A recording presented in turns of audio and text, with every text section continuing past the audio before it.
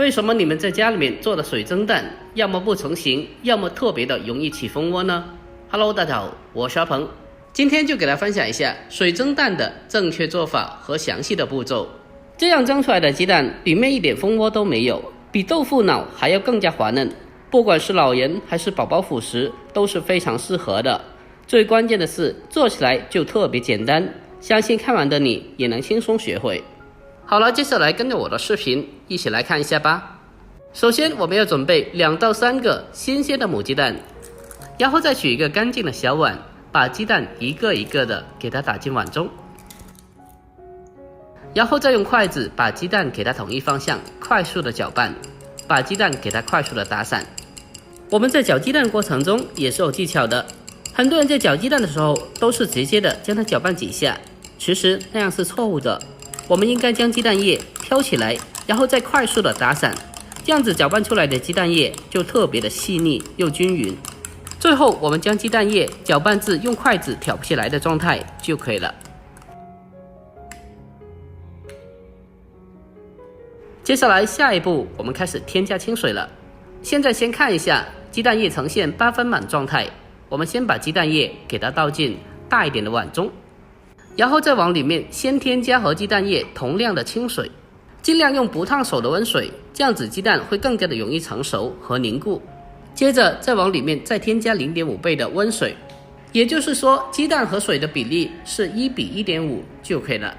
紧接着将它简单的调味一下，只需要往里面添加少许的食盐就可以了，少许就可以了，这样子鸡蛋它就不会有腥味了。而且食盐它还具有快速凝固蛋白质的作用，可以让鸡蛋糕在蒸制过程中让它快速的成熟定型。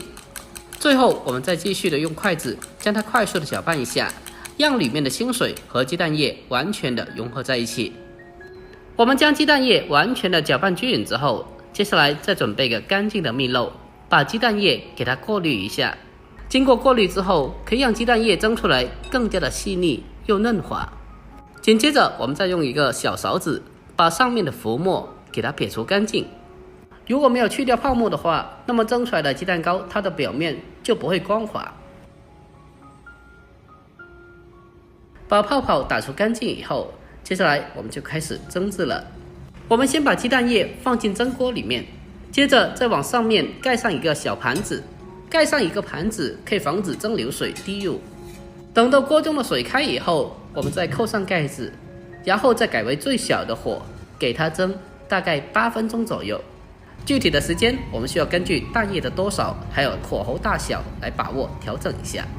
如果在蒸制过程中发现锅中的蒸汽过大的话，也可以适当的打开盖子透气一下，这样子的话可以防止由于蒸汽过大造成鸡蛋糕起蜂窝的现象。趁着空余时间，我们来准备小葱1把，将小葱清洗干净以后，再把它改刀切成小葱花。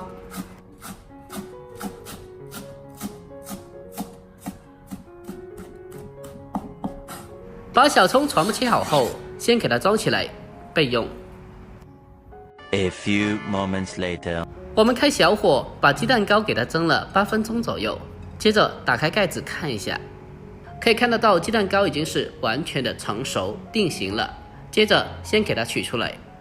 大家看一下，蒸出来的鸡蛋糕就好像果冻一样，特别的 Q 弹嫩滑。接下来我们再往里面添加少许的香油或者是花生油，